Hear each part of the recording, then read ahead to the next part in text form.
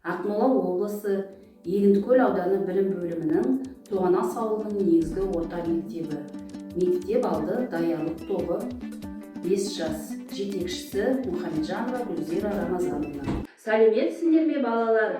Сәлеметсіңдер апа. Сәлеметсіңдер балалар. Қазір біз ойын ойнаймыз. Бұл ойын жай ойын емес.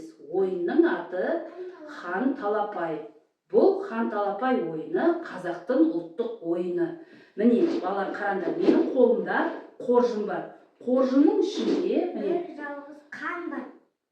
қоржынның ішінде көп асықтар бар, иә?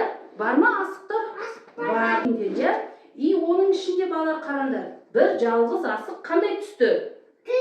Қызыл түсті, иә? Ол бізде хан асығы деп аталады.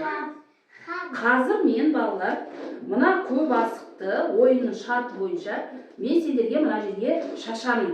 Сендер жаңағы асықтарды не істеп алу керексіңдер? Теріп алу керексіңдер. Таласпай, жарай ма? Жақсы балалар. Кәне ойынды бастайық. Бермен келші балақай, ойын таптым алақай. Кәні байқап көрейік, ойынның аты Хан Талапай. Хан асығы кім екен, кәне? Кәне? О, Зере екен. Қазір ойынды Зере бастайды бірінші. Жақсы, керемет.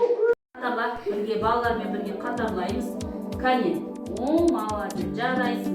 Зере де қатарлап жүр. Атқасып.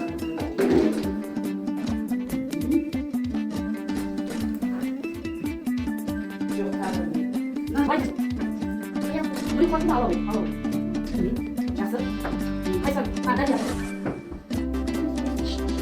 Асын жинағаны, санайыз.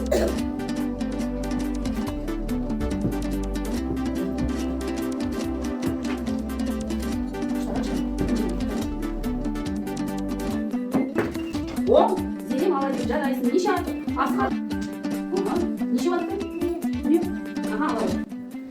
Ал балалар, біз Хан Талапай ойын ойнады.